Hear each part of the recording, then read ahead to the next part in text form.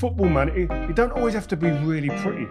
It's got to be effective sometimes. And it's not a long ball, it's the right ball. Like, they're not saying do it all the time. Mix it up. Man United, we're going to play short. Bruno's going to want it to his feet so he can start dictating and playing some crazy balls, etc. Kobe Mainoo's going to want the balls to feet. But at times, just say to the opposition, turn around, run to your own goal, and let's see the heart rate go up a little bit a few times.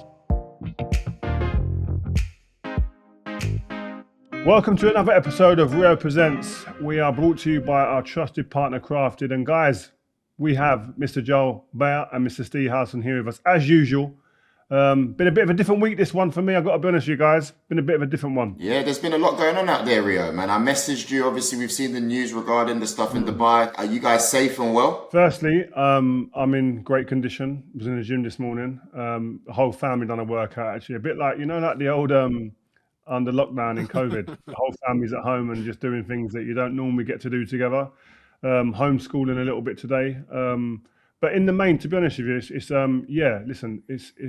it's frightening when you hear whatever it may be, missiles, planes, fighter jets. I don't know what it is going above us, and then you're hearing big bombs, and what that is, we don't necessarily know the actual details of what they are, but Steve could probably guide us a bit more. But I mean, it's just telling your kids what that is and just helping navigate them through this moment as well, which is important, especially as the dad of the house. You want to try to remain calm and keep everybody as calm as possible. But what I must say, I've got to be honest with you guys, it's been a bit of a scary situation, but at the same time, weirdly enough, I have felt very secure and very kind of looked after in a weird way. Obviously, the powers that be out here have been nullifying any things that are coming this way. And I have to say, at this moment in time, the coming together of the place where I live and further afield of different people in Dubai who know I'm here, who are on the ground here as well.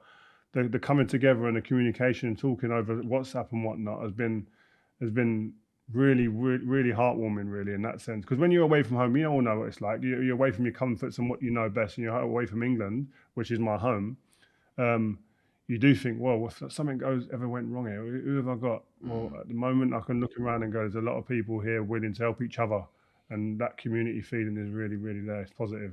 Did it get scary? I can't sit there as somebody who's not been around a lot of firearms in my life and know or understand what each sound means. Steve probably knows what every sound means and goes, oh, that one's not the one to worry about. That one's, that's a bit too close for comfort, etc. But everything sounds terrifying when you're here and you're a novice. IDF, or indirect fire, which is missiles, drones, rockets, whatever it is the most terrifying of things. We got hit with 256 rocket attacks while I was in Iraq. And we were in either hardened bunkers or we were sleeping under sandbags and iron sheets and stuff like that. And even when you've had that many, I remember the last few weeks on my tour, me and my sergeant were sitting in there and there was a bit of a salvo going on.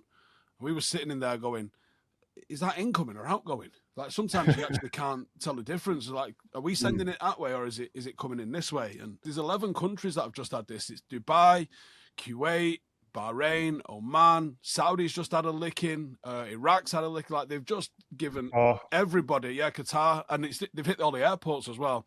Every country in the region's had a bit of a licking on the back of what's going on in Iran.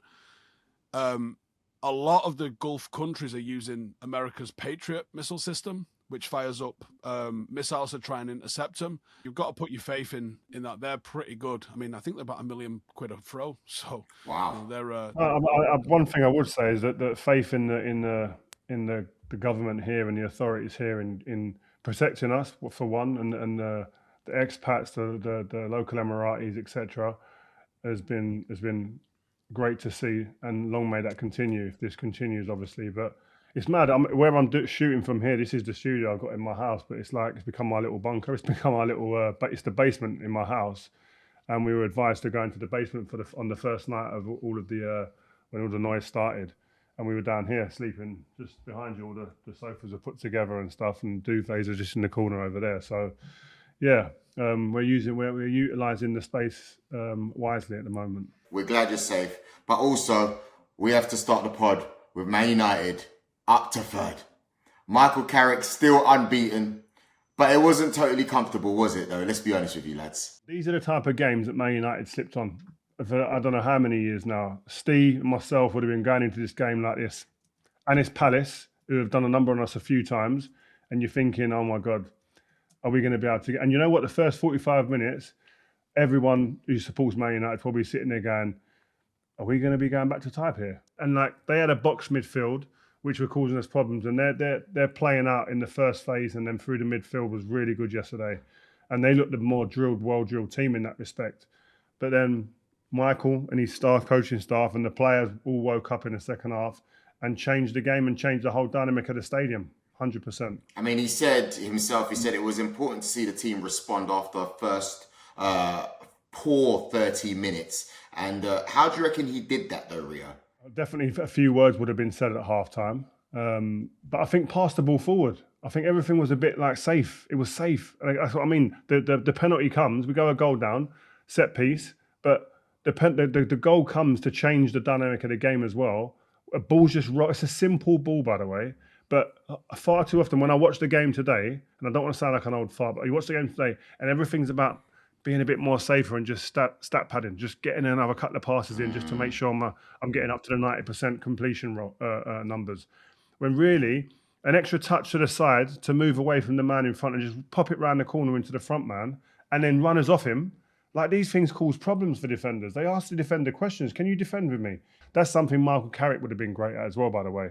That changing the pace of the game, changing the dynamic of the game, changing an angle of a ball into a front man that tells somebody else, not necessarily the man who passed it, but someone else. When that ball goes into the front man, so many more different options open up. If he's got runners around him, he can use them as people to take the defender's eyesight away and then go the other way.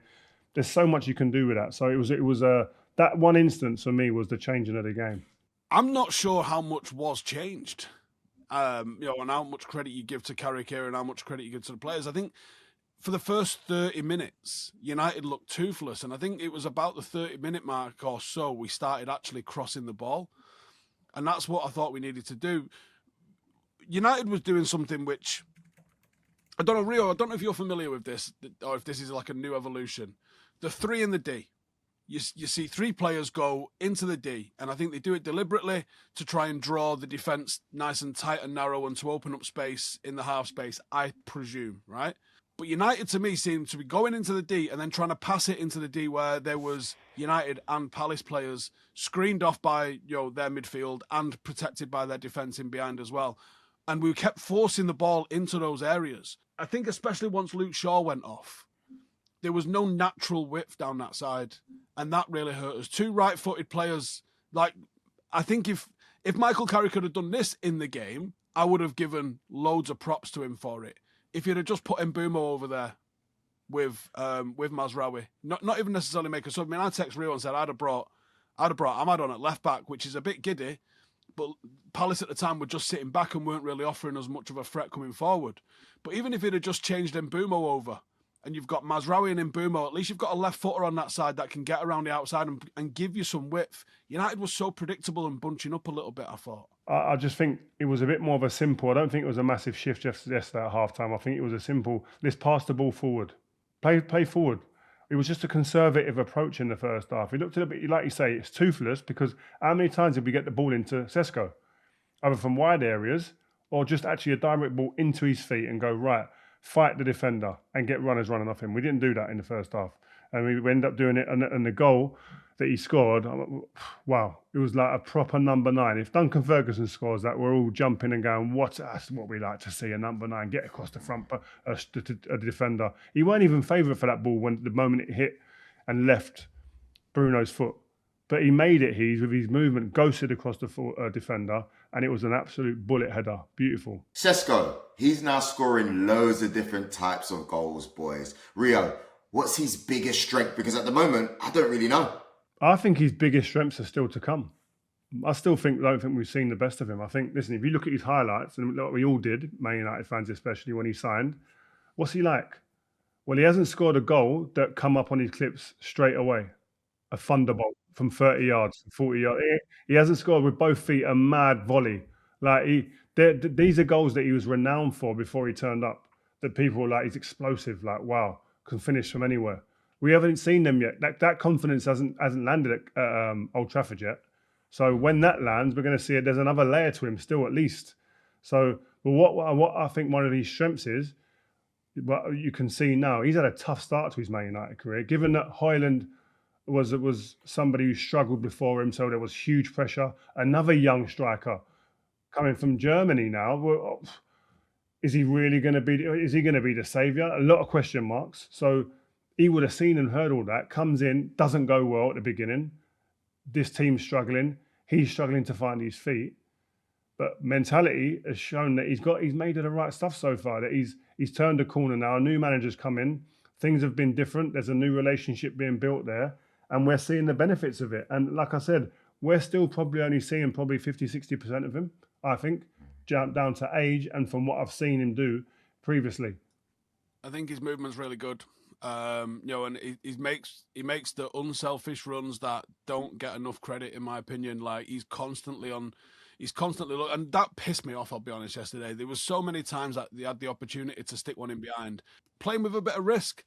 Yeah, I don't give a fuck if you get 97% pass accuracy. How about stick a couple in the mixer for me and let's see if we can get on the end of something. When you've got Mbeumo and Sesko, put them in, ask questions of defence, make them turn around. Like, if it's a foot race and you've got the faster players, guess what? You're winning a lot of those duels. That's the simplest thing. Like Rio will tell you, pace is the hardest thing that you can defend against a defender.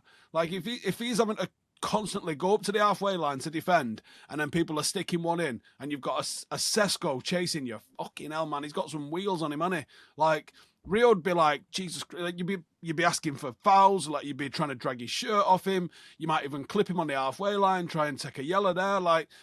Ask questions. We didn't ask enough questions at Crystal Palace yesterday, especially. Do you know what that is, though, Steve? Do you know what that is, Steve? And we both watched this game, right? And because we were texting, but even the centre halves or the fullbacks, our centre halves and fullbacks, how many balls do they play direct to the 9? How many balls do they play over the centre half shoulder behind the fullback and say, right, just go and chase it? If they played 1.5, I'll be amazed. Just say to the defender, go and face your own goal for a bit. Come on. And keep making those runs, because I've got 3 young, hungry ones, and I've got a couple more waiting on the bench who will run like that all day. And I don't think you can. Football, man, it don't always have to be really pretty. It's got to be effective sometimes. And it's not a long ball. It's the right ball. Like, they're not saying do it all the time. Mix it up. Man United, we're going to play short. Bruno's going to want it to his feet so he can start dictating and playing some crazy balls, etc. Kobbie Mainoo's going to want balls to feet. But at times, just say to the opposition, turn around, run to your own goal, and let's see the heart rate go up a little bit a few times. Do you know what that does as well, right? Change. Leny Yoro gets on the ball, and the first touch is he knocks it out of his feet and he goes, bam, because he's got the range. He hits a nice flat one that just drops just behind the centre half, and everyone's on the toes after it. The next time Leny Yoro gets on the ball and Sesko twitches, that centre half's on his toes, and he's just opened up 5 yards between defence and midfield, and then you stick one into Bruno, and then you're asking questions. You just don't set the same fucking patterns all the time. That's what we need to be doing. Mix it up, man. Do you know what it does as well for that player on the ball? It's a confidence builder. And that 30-yard ball into a space is easier than trying to thread one through big loads of bodies. You've got more space to miss it here a little bit, and a striker like Sesko with his athleticism makes up for that. We had Louis Saha, mate. I swear down. I reckon if I played 100 balls to him in our career, right, long 30, 40 yarders, I reckon 60 probably would have been in and around him. The other 40, another striker makes it look like a bad ball, but he's fighting for him, and he's going, Rio looks brilliant now because he's made a fight of it, brings it in or creates havoc, gets a foul. But so your ball don't even have to be perfect. But Sesko's that type, and Mbeumo especially is that type. Even Cunha could be that. Just play it into it around them to an area and say, go and have a fight with that centre half or that defender. It makes them work, man. I was saying that, Rio, though, what would be the biggest difficulties when facing a defender like Sesko? We've heard you in the past talk about other strikers that you find it difficult. You've said the likes of Raul, you've said the likes of Bergkamp, but when defending against a Sesko, which is a different type of striker, what's the difficulties? Well, I'll spin it round and say, it'll be fantastic for me, like it was in the first 30 minutes, 45 minutes of the game yesterday at Palace. I'll be coming in at half-time going, thank you, Bruno. Thank you, Cobby. Thank you, Casemiro. Thank you, Dallo, for not passing forward. I'll be looking at that and going, if I'm a coach in that team, I'll be going, it's a sin that we've got these guys up front, especially that physical, dominant physique that we've got up there. Play it into him. Like, that's what I'm telling you, because he'll be a difficult player to play against. If you get good ball into him, he's strong, he's quick, he's brave. Do you know what I mean? I think he can be a bit more aggressive, a bit more nasty, which I'll be demanding from him, but I think that could come over time with confidence.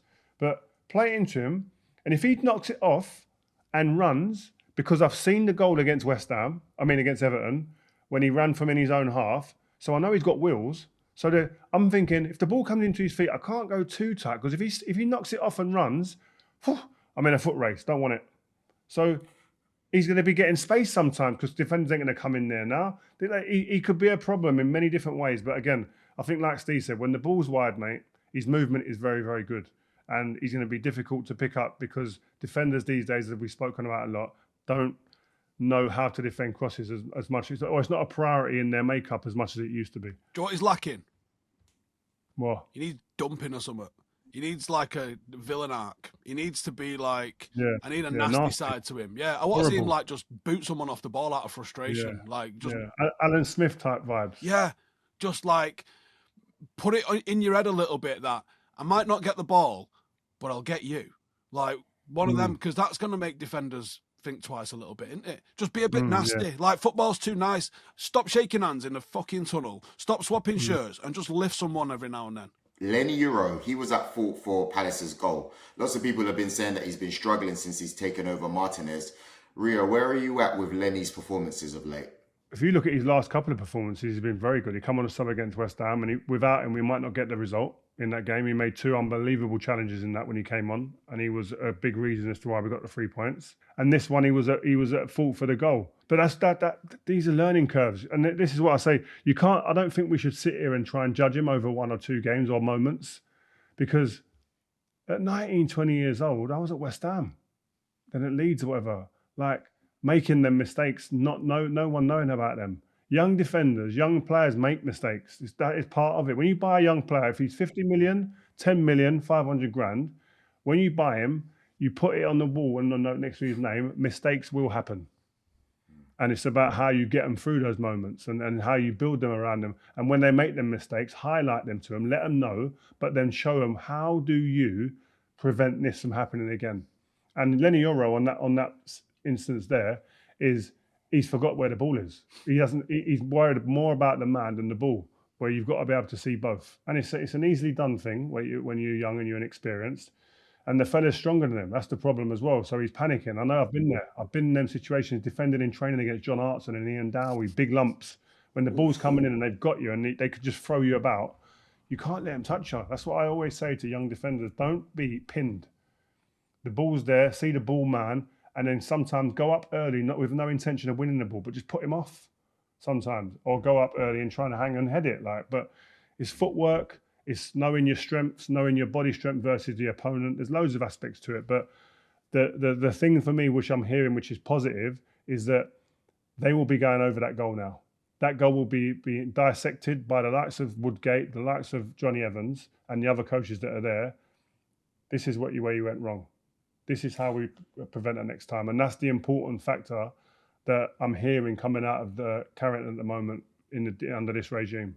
I thought yesterday it was a physical mismatch. And I think that's the biggest thing you could see. Like, anytime he tried to go tight to him, he was struggling with him. And that's just the reality, isn't it? He's a smaller player. That's where he needs Harry Maguire to go, Leny, stop fighting him. Let him have the first ball. If it's a good ball up to the striker, sometimes you just got to go, it's a good ball, we've got to have it. I'm just not letting him turn. Like, you can't fight every ball. And that's when you're young and you're hungry and you're determined and you're desperate to succeed and to be a success in the team and show the manager and the fans and your players how good I am. Sometimes it's a good ball, respect the opponent, let him have it, go back where the ball came from. That's it. Go back. As long as he doesn't turn, I've done a great job. Get back into position. Yeah, you got delay, haven't you? As long as you're in the way, you're doing your job. 100%. It's true. Bruno Fernandes, I want to apologise to you, sir, because last season, Rio and Ste were telling me that you were better than certain midfielders. I'm not going to name who. And I fighted them, man. I fought them. And a year later on, I can put my hands up and say I was wrong. Because Bruno became the first player since Antonio Valencia in 2012 to reach 13 assists in a single Premier League season. Now, we all know that the record right now is being held by Thierry Henry and Kevin De Bruyne. Can he break it? Can he break it come the end of the season, Rio? He needs 7 in the last 10 matches of the season. What do you reckon? Well, it definitely can be done because he's just got that ability. He's just somebody who just like seems like he can. He's a locksmith, isn't he? He can unpick any type of puzzle that you've got in front of him with them boots of ease. He's just somebody who sees the game at a different pace. He sees angles that others don't. He sees areas with which that others don't even imagine, let alone try and execute. And he's just I think his relationship with the forward players growing, becoming more familiar with their moves. I see yesterday he was shouting at Sesko about a pass he made across the front and he wanted Sesko to move. That relation, once that becomes more telepathic, who knows how many more goals he can set up. And again, he's playing higher up the pitch where he's going to have more opportunities to see runs and hurt opposition teams. And again, he's just put himself in a great position that he's even in the conversation with some of the greats that have played in the Premier League over the years. Yeah, I saw some volley that he played across the pitch at one point, and I just thought, oh my God, what's going on here? I mean, he was on Rio Meets recently, right? And he spoke about the types of crosses that Sesko likes. I saw it on the socials as well. Is there anything else that you learnt in that interview regarding Bruno, Rio? No, what I learnt is that he cares, but 2, he's a details man. And he's a details... There's a difference in being a details man for yourself, but he's very much a team guy who wants to help and speak about and understand others. Because in the end, he knows it's going to benefit him. So I asked him, are you having these conversations with like Sesko and Cunha and Mbeumo and all the guys? He's like, yeah, always, like about runs and stuff. Because there's all the strikers will tell you, strikers move different depending on who's on the ball. Do you know what I mean? All of these strikers are going to start making different runs, quicker, more aggressive runs, with a thought process that the ball could actually end up on the end of my foot here or end of my nose with a header because of Bruno being on the ball. They're not going to run like that, or no disrespect, when Casemiro's on the edge of his box. Do you know what I mean? Because he's not going to play that ball. Do you know what I mean? Or when Harry Maguire or Leny Yoro's on the edge of their box with a ball. They're not going to run like that. But you get him within 50, 60 yards of the goal, they're all moving, motoring, and thinking the ball's actually going to turn up. So I love him. And that's where Sesko comes in. He must just be sitting there thinking, how lucky am I to be playing with that behind me? Do you know what I mean, Steve? He's just got this knack of, like, you got some players that are easy on the eye. They've got a great silky touch and this, that, and the other. And you've got some players that are just putting up numbers. And Bruno Fernandes' numbers are an absolute joke. They hold up against anybody else's numbers. And people can say, oh, this guy's got a better touch or he throws his arms around. I don't care, because what he does is he goes on that football pitch and he just thinks, goals and assists. Goals and assists. Like Bruno Fernandes won that game. Like, he got the goal, he got the assist. Like, he won that game for Manchester United. There's a million different ways to be a captain. That's one way. That's one. Do you reckon Michael Carrick's asked? Do you reckon Michael Carrick's asked that he's probably not quite as silky as some of the players that he played with? Or is he like, this guy wins games for me? Steve, you say not as silky. Did you see the touch he took down before the assist? Before he whipped it in? He's got my gosh. He's got technique. He ain't playing in Timberlands, mate. Like, he's got some technique about him. But he is, what's the word I'm looking for? I don't know, he's aggressive. Yeah. You know what I mean? And sometimes aggression comes before aesthetics. Yeah, he's an antagonist. He's an antagonist. And that's what it goes back to for a couple of years ago, 3-4 years ago, when people were saying that he's the problem or he's a terrible captain and that. But even through those moments, he was throwing his arms about a bit more maybe and a bit more tetchy with stuff, right? But his numbers, like Steve said, was still stacking up and going, what? He's doing this in a poor team, in an inconsistent team. And like even you see him in all the games, he's always talking and trying to cajole and coach other players, young and old. It doesn't matter, just for the betterment of the team. I think he's one of those, and I've always said this, that he'd be one that could come into our generation and play in our great teams down the years, because he's got the quality and he's also got big enough bollocks to do it. That's one of the main things. He's got the mindset.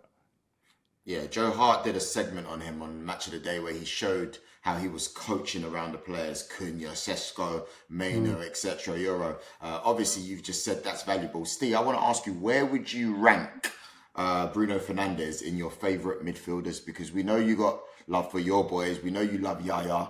Where would you put him on your list? I was just thinking about 20 minutes ago. No, about 5 minutes ago. If he delivered a European Cup for United, does he go above Steven Gerrard? This guy is funny, man. You've got something with Steven Gerrard, man. You need to put it away. Is that not a fair question? Bruno just needs to have that. Let him have the career first, and then we go from there.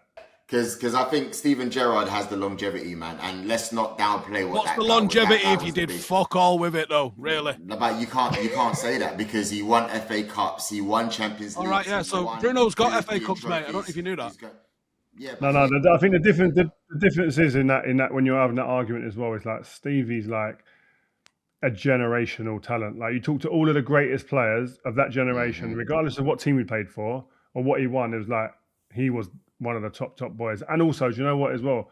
He had some career-defining massive moments in some huge games. You know what I mean? Like sometimes that counts for a lot. That's why I think when people talk about Kevin De Bruyne on the same level as those guys. Be careful, Rio. Be careful. I think he just had less. He had less massive moments, even than probably a Yaya Toure. You know what I mean? Like he definitely didn't have the same massive moments or amount of moments that poke out in your mind like maybe a Steven Gerrard either. And sometimes them moments do just thrust you into a different stratosphere when you're talking about greatness. That's why Zidane's talked of like forget him being a wonderful, beautiful footballer and one of the best and most beautiful to watch. He had massive moments, man. World Cup finals, Champions League finals. Like they count for a lot, man. Yeah. Arsenal, this was the 9th time in the Premier League have scored a winning goal from a set piece or from a corner. The entire game was corners, Rio. Yeah, it was. Yeah. Was that a bad advert for the game, that game yesterday? Yeah. I don't see why. I don't see why it should. End of the day, you've got a team that hasn't won it in 20-something years. We've been playing beautiful football since you've been playing football, Rio, and we haven't won as much as many other teams. Now we're about to get the job done, and people, all of a sudden, everybody's a coach. I don't care about that. Bring me the silverware. Because if you look at the Premier League, right, we're still 5 points clear. We've still scored the most amount of goals, which is 58. We've conceded the least amount of goals. So what's everyone talking about? No, Joe. I'm not saying that that's the problem. I agree with you in terms of like I think Arsenal by any means have to win the Premier League. If it means by scoring the most goals by set pieces and that, fair play to you. I'm not saying that's wrong. I'm just saying that it ain't great to watch, is it? You're not saying it's wrong. Steve's saying it's wrong. You can hear by his ad-libs. You know what I mean? And everybody else actually on socials. You know, I haven't actually heard too much from you, Ria, if I'm honest with you. Like, I know you've been a bit preoccupied. But yeah, like I don't know. It's just annoyed me a little bit. Like, all of a sudden, everybody's some coaching expert. So what? Focus on winning the league and doing what you have to do. That's what we have to do, right? It's the fact that they're fouls that they're not being given. That's what it is. Because they are fouls. Right. But you had one yesterday. I know it's not the corner, but I didn't think Cunha's one was a pen. It was outside the box. It happens as the Premier League. That's something referees need to start getting right. Look, I've got a stat here for you, right? Your 16 corner goals is the joint most by any side in any Premier League campaign, and there's still 9 games to go. Do you know what illustrious teams you've joined, right? And you think United used to score a lot of corners with the likes of... I know. But that was, skill and movement and finishing rather than rugby union. You've just joined West Brom and Oldham. That's the company you keep, right? Not even Tony Pulis. Tony Pulis now looking up at you, going, wow, yeah, that's how it's done. Yeah. You spent £1 billion to sit with Oldham. Think about that, right? I still think there's respect to be had for the way that they've crafted this and the way that they've crafted got this together and the way that they've become so dominant, it's fearful. You sense fear in the opposition now when a set piece is about to be taken. Because referees are not applying the rules. No, but the delivery's a joke. Saka and Rice delivery is phenomenal. I mean, Reece James jumps yesterday was a joke as well. Both teams from set pieces were great. But I'm just looking at it more of a spectacle, and I'm sitting there going like the most animated I'm seeing the stadium yesterday was when there were set pieces. Yeah, it's mad because they can't score otherwise. Yeah, that's alien to me. And you can't say that. We scored against Spurs last week in open play. Like you can't get it right, man. Like yes, we have games where we're scoring with corners. Like we obviously the stats say that, but we've also shown that we can just find a different way of winning, and that's something that Rio's always preached about. It's a good thing to have alternative ways of winning. And if this way is going to help us win the league at this point, you said it yourself, Rio, we just need to get over that line. It doesn't matter how. We can worry about everything else later on. Yeah, I'll repeat myself. I think Arsenal will win this game by hook or by crook, by any means necessary. And I absolutely agree and respect it. And I think that following year, with that confidence of the silverware, the Premier League, they become a different beast altogether. And I think even more of a harder team to play against, because I think they'll fifth next season, because the Premier League's going to sit the referees down and say people are cancelling subscriptions across the world. They joined for football, not rugby union. So we have to start. Listen, you don't need to change the rules. You just have to apply the rules, right? Oh, man. Look at some of these. Look at that one with Saliba yesterday. You can't tell me that. Go back, Rio. Think about the foul that we had where we give Rodri a penalty against City a couple of seasons ago, and it was the slightest little pull on an arm. What I'm seeing now, mate, is a disgrace, and they can't change the interpretation mid-season. But the start of next season, watch. I reckon those first games, opening kickoff, yellow cards and free kicks all over the gaff, because it's a disgrace. It ain't football. No. All right, let me be precise with this one, Steve. The issue is, even Liam Rossini mentioned this yesterday. The issue is, it's not necessarily the pulling and the tugging in the box, because look, let's be honest with you, that always happens. This is men's football, Premier League. It happens, But it's the fact that there are fouls being had outside of gameplay. So it's not a foul, but Liam's saying that it should be considered a foul, because end of the day, pushing is pushing and tugging is tugging. Whereas what we're doing very well is, when the ball's out of play, we're grabbing people, we're moving people about. So by the time the corner's taken, everybody's rattled and shaken. Hey, that's what the letter of the law is. We're just doing what we have to do. So we can't be blamed for that. No, the letter of the law is not being applied. Because if there's fouls before the ball is kicked, you can give a free kick, or you can give yellow cards out, or you can just delay the restart until everyone stops messing about. Once the kick is taken, then you can just give either a free kick or a penalty, depending on who it is that's holding. But if you look into what the actual rules are, if you impede anyone's movement, that is a foul. And all is happening is impeding movement, right? And it isn't a case of people are tussling to go for a ball, so there's a little bit of 50-50. It ain't that. It's blocking. It's turned into some NFL shit. It's just not football. It's a totally different thing. Steve, if you're allowed to get away with it, you take it. Yeah, that's fine. So they'll win this title. Well done. Yeah. Nice one. Sit the referees down at the start of the season and go, we ain't fucking having this bullshit ever again. First game of the season, I want to see more yellow cards than you've ever seen. Do you know what I mean? Want it to look like Dortmund's yellow wall. Boom, boom, boom, boom, boom. Even Steve, Joel talking about, we scored from open play against Spurs last week. Have you seen Spurs? They're going down, mate. Spurs are going down. Even their manager says we've got to improve in every single area, including the brain. Do you know what I mean? He must be sick. He walked in there, Tudor, the manager, and gone and thought, the stadium, been walked around the training ground. Wow, this is elite. And then seeing the team turn up and thinking, what is this? I reckon he's sitting there talking to his mates, going, "Listen, I cannot believe what I'm seeing here." Are they going down, Rio? Because they're close, aren't they? I think they'll go down. Forest need to do their job, right? If Forest do what they have to do, it is possible. 4 points over 10 games. That's all they need. They got to outpoint them by 4 points over 10 games. Exactly. Mate, I think Spurs. If I was a betting man now, I'd bet on Spurs going down. Right this moment where they are confidence-wise. What a stadium that is for the Championship. Oh, mate, imagine being in a Championship player next year thinking we're going to be going there. I'd be delighted with that. But I look at their fixtures and I'm sitting there going, I don't know where they get their points. They might be playing Lincoln next season or Stockport. Mate. Well, if you're looking, Sunderland away is a hard game. Like at the beginning, before a ball's kicked, Sunderland away, you think, oh, we could nick something there. They ain't getting Sunderland away. Brighton at home, Brighton are still doing well. Wolves away, big fight. Villa away. Leeds at home, maybe they could get something there. Chelsea away. Everton at home. Everton are obviously last day of the season, but season.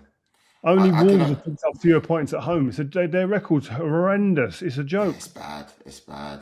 Do you know what? And Tudor keeps just slagging them off in the media. I don't know how much that's going to help the players, Rio. I'll be honest with you. Like, you're in a relegation fight. You got a temporary manager. All he's doing is slagging you off. Like, what do you want him to do? Gas him up? That's the problem with this generation. No. Everyone wants a fucking handout for doing fuck all. You've been shit. You paid a fortune. You've got every benefit you could want. A great stadium, unbelievable training ground, international footballers, and you're fucking dog shit. How about a little bit of home truth?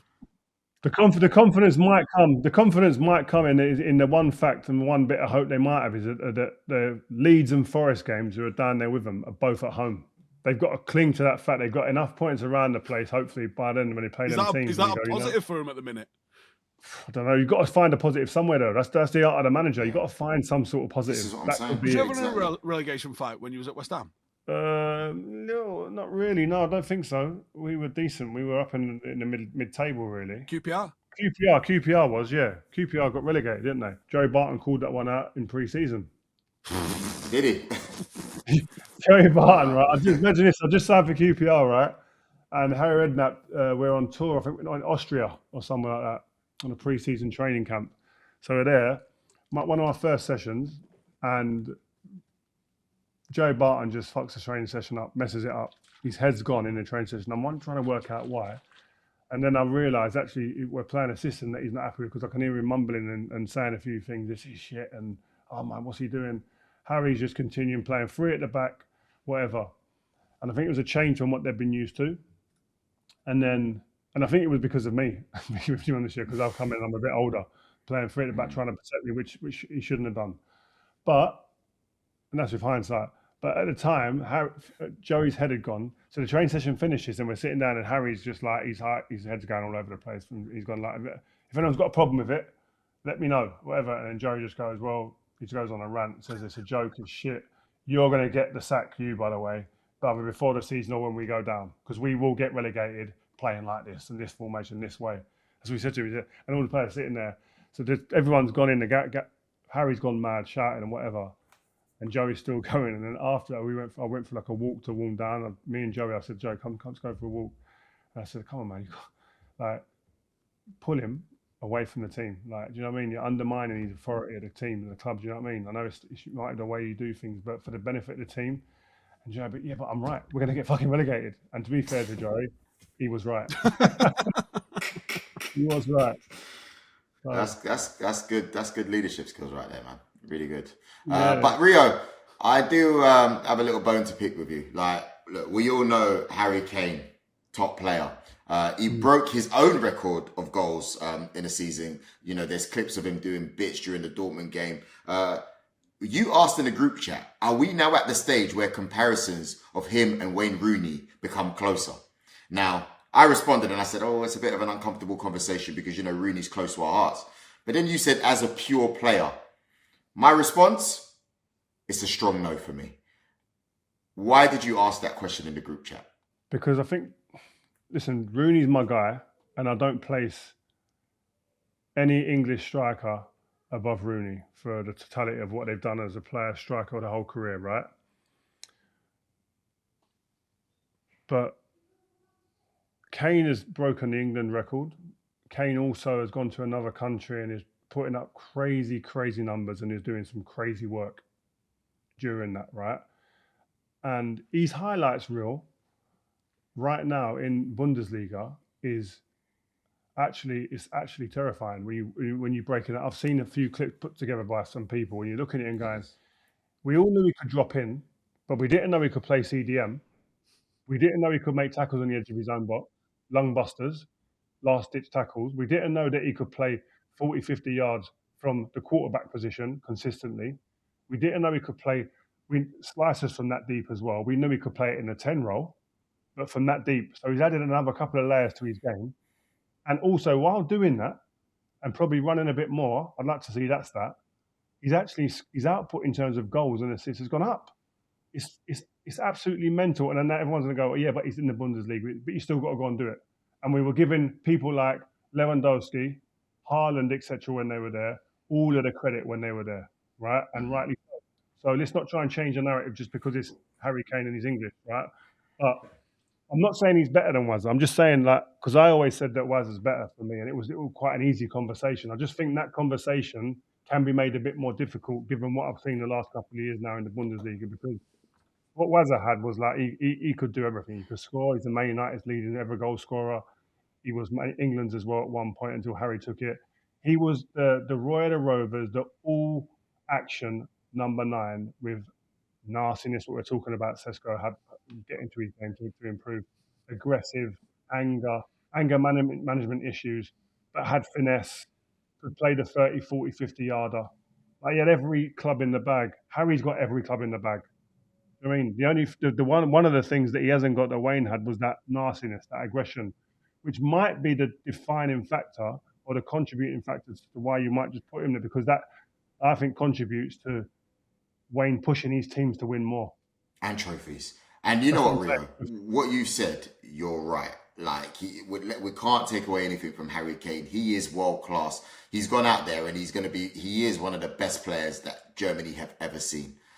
But just the way you described Harry Kane about he can do everything, he can go outside his box. To me, that's just 18-year-old Wayne Rooney. You know, like if that's what I'm saying. So I agree. But my point is that's what's brought the conversation closer, because Harry weren't doing that before.